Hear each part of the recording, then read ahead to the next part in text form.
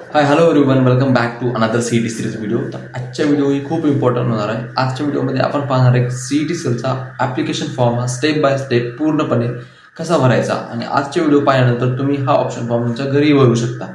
तर व्हिडिओ पूर्णपर्यंत पहा. एक एक स्टेप खूप इम्पॉर्टंट आहे. एक जरी स्टेप मिस झाली तर तुमच्या ॲप्लिकेशन फॉर्ममध्ये प्रॉब्लेम येऊ शकतात आणि तेच तुमच्या स्क्रुटिनिटीमध्ये पण प्रॉब्लेम येऊ शकतात. त्यानंतर तुमच्या ॲडमिशनमध्ये पण खूप प्रॉब्लेम येऊ शकतात. त्यामुळे व्हिडिओ लास्टपर्यंत पहा. आणि आजच्या व्हिडिओमध्ये मी तुम्हाला कंप्लीट डिटेल सांगणार आहे की how to fill the option form of CET cell in your home. So let start the video. जर चॅनलवर नवीन आहात तर चॅनलला सबस्क्राईब करा, व्हिडिओला लाईक करा आणि कमेंटमध्ये नक्की सांगा की नेक्स्ट टॉपिक कोणती कव्हर केला पाहिजे व्हिडिओमध्ये. So let's begin with this video. तर फर्स्ट ऑफ ऑल आता आपल्याला गुगलवर यायचं आहे आणि MSTCT ऑर्गनायझेशन 2026 ओपन करून घ्यायचं आहे. त्यानंतर आपल्याला असा काही इंटरफेस पाहायला भेटेल. त्यानंतर आपल्याला तिथे CET एक्झामिनेशन पोर्टलवर क्लिक करायचं आहे. त्यानंतर तुम्ही पाहू शकता इथं आपल्याला एक रजिस्टर्ड ईमेल ID आणि पासवर्ड आपला टाकून लॉग इन करून घ्यायचं आहे. आपलं असं काही इंटरफेस आपल्याला पाहायला भेटेल. त्यानंतर सेंट्रलाइज ॲडमिशन प्रोसेसवर क्लिक करायचं आहे. त्यानंतर टेक्निकल एज्युकेशन आणि बॅचलर ऑफ इंजिनिअरिंगला सिलेक्ट करून घ्यायचं आहे. आणि त्यानंतर असा काही इंटरफेस आपल्याला पाहायला भेटेल. तर have you appeared for MSTCT 2026 पूर्ण इन्फॉर्मेशन रीड करून तिथं आपल्याला येस करायचं आहे.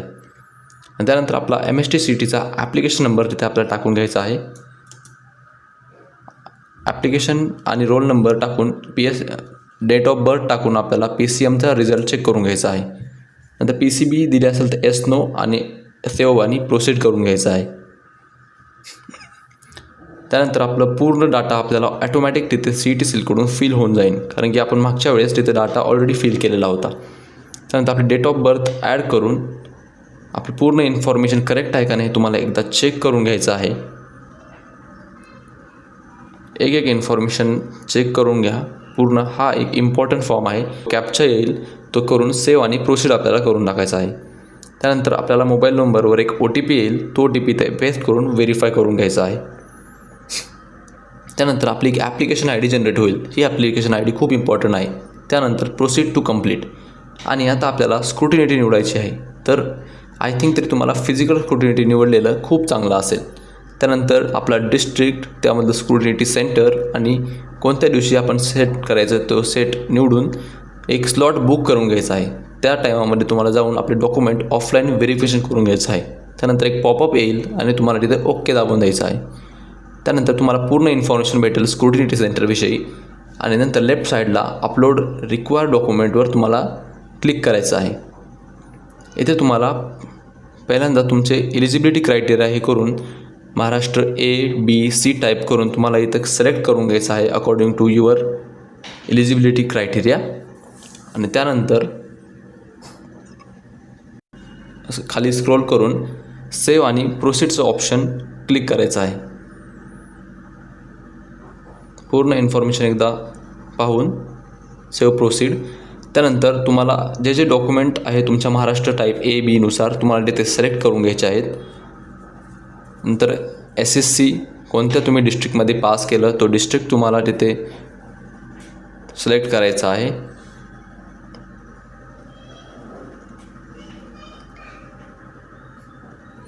एक एक माहिती तुम्हाला पूर्ण नीट इन्फॉर्मेशन पाहिजे आहे. जसं तुमच्या डॉक्युमेंटवर ऑलरेडी मेन्शन आहे तेच तुम्हाला डॉक्युमेंटवर तिथं इन्फॉर्मेशन्स फिल करायचे आहे. नंतर पूर्ण सावित्रीबाई फुले पुणे युनिव्हर्सिटी तुम्हाला तिथे दाखवेल अकॉर्डिंग टू युअर इन्फॉर्मेशन. तुम्हाला तुमची कॅटेगरी टाकायची आहे. त्यानंतर कोणती तुम्ही कास्टला बिलॉंग करता,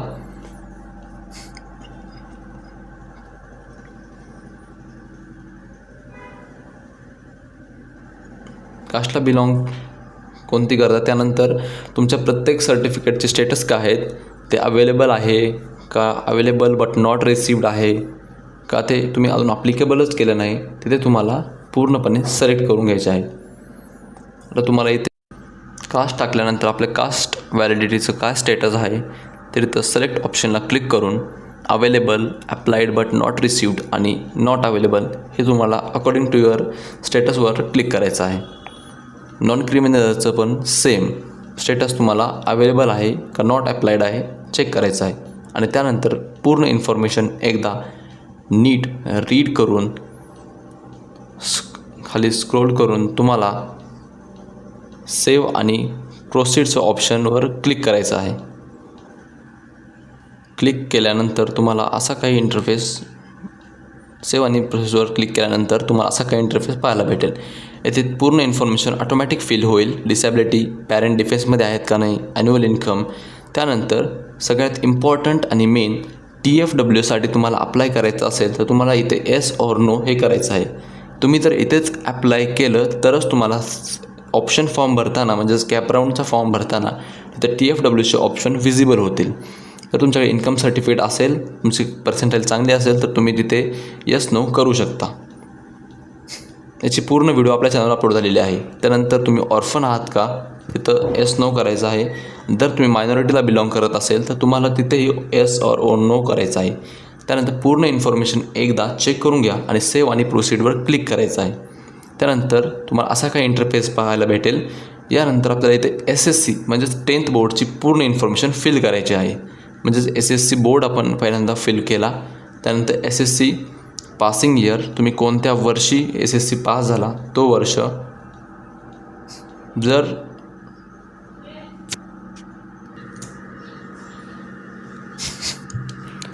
पासिंग इयर इथे तुम्हाला सिलेक्ट करून घ्यायचा आहे.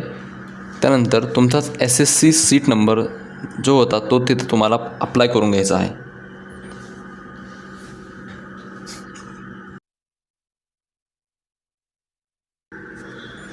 त्यानंतर तुम्हाला SSCचे पूर्ण सब्जेक्टचे जे इथं सब्जेक्ट दाखवले आहे त्याचे marks obtain, mark cut off आणि पर्सेंटेज तुम्हाला इथे फिल करायचं आहे. जर तुम्ही मार्क ऑप्टेन आणि मार्क कट ऑफ तिथं पेस्ट करसाल, पर्सेंटेज ऑटोमॅटिक तिथं शिफ्ट होऊन जातील, तसे तुम्ही स्क्रीनवर पाहू शकता.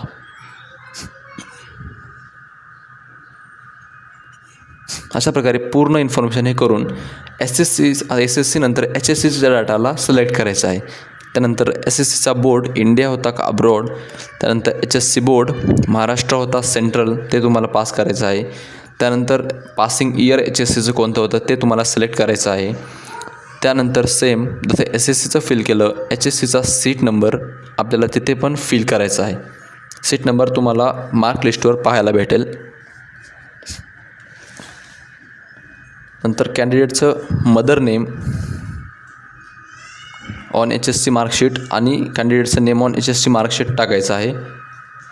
ते एंटर केल्यानंतर गेट HSC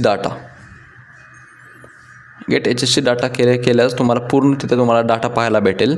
त्यानंतर येस प्रोसीड केल्यानंतर तुम्हाला असे काही इन्फॉर्मेशन पाहायला भेटेल. जर तुम्ही JEE दिली असेल तर तिथं येस करा, नसेल दिली तर नो करा आणि सेव्ह आणि प्रोसीड करा. जर तुम्ही JEE दिली असेल आणि जर येस केलं त्यानंतर तुम्हाला डिजिलॉकरमधून तुमची JEEचं स्कोअर कार्ड आहे आपल्याला तिथून ते व्हेरीफाईड करून घ्यायचं आहे. तर get JEE score data from डिजिलॉकरवर क्लिक करायचं. त्यानंतर स्टार्ट व्हेरिफिकेशन. त्यानंतर तुम्हाला तुमचा आधार नंबर तिथे टाकायचा आहे. आधार नंबर टाकल्यानंतर नेक्स्ट करायचं आहे. तुमच्या फोनवर एक OTP जाईल. तो OTP तुम्हाला तिथे सबमिट करायचा आहे. OTP पेस्ट करून सबमिट ऑप्शनवर क्लिक करायचं. सबमिट ऑप्शनवर क्लिक केल्यानंतर ते थोड्या वेळ प्रोसीड होईल आणि त्यानंतर तुम्हाला तुमचा स्क्रुटिनिटी पिन किंवा सिक्युरिटी पिन जो आहे डिजिलॉकरचा, तुम्ही डिजिलॉकर लॉग इन करताना बनवलेला, तो तिथे तुम्हाला एंटर करायचा आहे.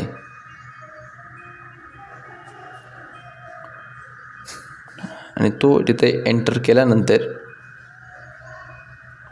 डन ऑप्शनवर क्लिक करायचं आहे.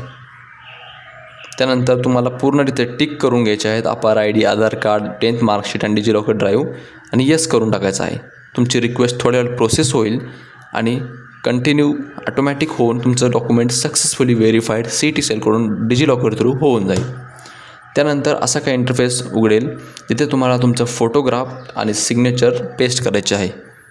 तिथे सिलेक्ट करून पहिल्यांदा फोटोग्राफ, देन सिलेक्ट करून सिग्नेचर तुमची जिथे पेस्ट करून घ्यायचे आहे. त्यानंतर सेव्ह आणि प्रोसीड याच्यावर क्लिक केल्यानंतर तुम्हाला तिथे जे 9 डॉक्युमेंट तिथे तुम्हाला पूर्ण लिस्ट दिसेल. अकॉर्डिंग टू युअर कास्ट आपण आत्ता जे भरले तिथे तुम्हाला पूर्ण तुमचे डॉक्युमेंट अपलोड करून घ्यायचे आहेत. फर्स्ट ऑफ ऑल आपण नॅशनॅलिटी सर्टिफिकेट अपलोड केलं. तुम्ही तिथं PDF वर क्लिक करून तुम्ही बघू शकता की कोणतं डॉक्युमेंट अपलोड झालेलं आहे. जर चुकीचं झालं आहे तर एडिट करून पुन्हा अपलोड करू शकता. त्यानंतर डोमासाईल सर्टिफिकेट ते तुम्ही अपलोड करू शकता. नंतर डोमासाईल सर्टिफिकेट तुम्ही पाहू शकता कोणतं अपलोड झालेलं आहे. चुकीचं झालं असेल तर तुम्ही एडिट करून पुन्हा त्याला अपलोड करू शकता. नंतर कास्ट सर्टिफिकेट तिथे अपलोड करायचे आहे. कास्ट सर्टिफिकेटसाठी इश्युइंग अथॉरिटी, तुमचं डिस्ट्रिक्ट आणि तालुका हे तुम्ही इथे पाहू शकता स्क्रीनवर. तुम्हाला तुमचं डिस्ट्रिक्ट, कोणी अथॉरिटी आहे आणि कुठला तालुका आहे तुम्हाला कास्ट सर्टिफिकेट कुठे पाहायला भेटते. आणि तर त्याप्रकारे आपले डिस्ट्रिक्ट ॲड करून घ्यायचं आहे, तालुका ॲड करून घ्यायचा आहे आणि त्यानंतर आपला PDF तिथे अपलोड करायचा आहे. आता नेक्स्ट आहे कास्ट व्हॅलिडिटी. कास्ट व्हॅलिडिटीवर पण सुद्धा तुम्हाला ज्युरिस्डिक्शन तुम्हाला तिथे अपलोड करायचं आहे. त्यानंतर डिस्ट्रिक्ट आणि have you applied for CVC on or after 1 August 2020 तिथे S करून घ्यायचं आहे. आणि CVC ॲप्लिकेशनवर तर तिथं एक बारकोडचा नंबर असतो, आपल्याला तो पेस्ट करायचा आहे. तो नंबर कोणता तर तुम्ही सॅम्पलवर क्लिक करून पाहू शकता. इथे आपला जो बारकोड असतो त्याच्यावर ED 2025 आणि पुढचा नंबर असेल तर तो तिथे तुम्हाला पेस्ट करून घ्यायचा आहे.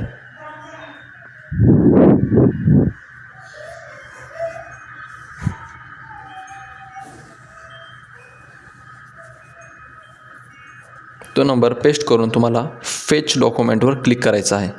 त्यानंतर तुम्हाला ऑटोमॅटिक तुमचं पूर्ण व्हॅलिडिटी तिथे दिसेल. अपलोडवर क्लिक करायचं आहे.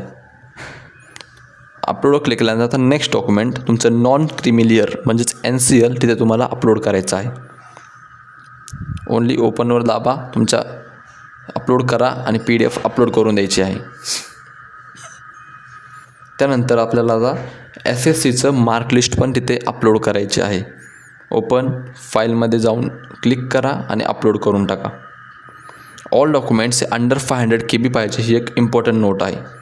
तसंच 10th केलं तसंच 12th म्हणजे SSCचं पण तिथे अपलोड करून घ्यायचं आहे. Open file, click, upload same steps आहेत. फक्त इम्पॉर्टंट पूर्ण डॉक्युमेंट तेच आहेत का नाही, तेच डॉक्युमेंट त्या जागी चाललं आहे हे फक्त एकदा कन्फर्म करून घ्या. त्यासाठीच PDF वर व्ह्यू करून तुम्ही बघू शकता. त्यानंतर आता last but not list score card तुम्हाला तिथे अपलोड करायचं आहे. CET सेलकडून आपल्याला जे भेटलं आहे. त्यानंतर अपलोड आणि लास्टचं म्हणजे जे अपार ID आहे ते अपार ID CET सेलकडून म्हणजेच वेबसाईटकडून ॲटोमॅटिक तिथे फिल केलं जातं. फक्त अपलोडच्या ऑप्शनवर तुम्हाला तिथे क्लिक करायचं आहे.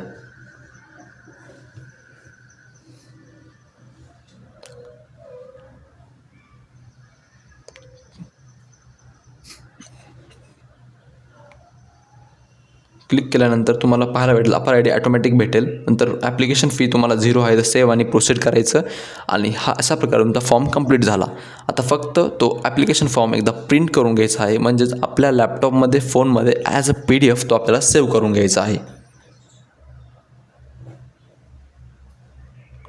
सेव्ह केल्यानंतर याच ॲप्लिकेशन फॉर्मची तुम्हाला प्रिंट आऊट घ्यायची आहे आणि स्क्रुटिनिटी सेंटरला ती तुम्हाला न्यायची आहे. तुम्ही पाहू शकता स्क्रीनवर अशा प्रकारे तुम्हाला तुमचा ॲप्लिकेशन फॉर्म पूर्णपणे पाहायला भेटेल. याची प्रिंट आऊट घेऊन ऑल डॉक्युमेंट्सचे एक झेरॉक्स सोबत ठेवा आणि ओरिजिनल डॉक्युमेंट पण सोबत पाहिजे तुमच्या. तर अशा प्रकारे तुम्ही तुमचा ऑप्शन फॉर्म घरच्या घरी बसून भरू शकता. तुम्हाला कोणत्याही सायबर कॅफेमध्ये जाण्याची गरज नाही. फक्त व्हिडिओमध्ये कंप्लीट लक्ष ठेवा आणि एक डॉक्युमेंट नीट तिथे पेस्ट करा आणि स्क्रुटिनिटी सेंटर निवडून तिथे ऑफलाईन जाऊन तुम्ही स्क्रुटिनिटी सेंटरमध्ये तुमचे डॉक्युमेंट व्हेरीफाय करून घेऊ शकता. आजच्या व्हिडिओमध्ये एवढंच. भेटूया पुढच्या व्हिडिओमध्ये. That is for this one. Meet you in the next one.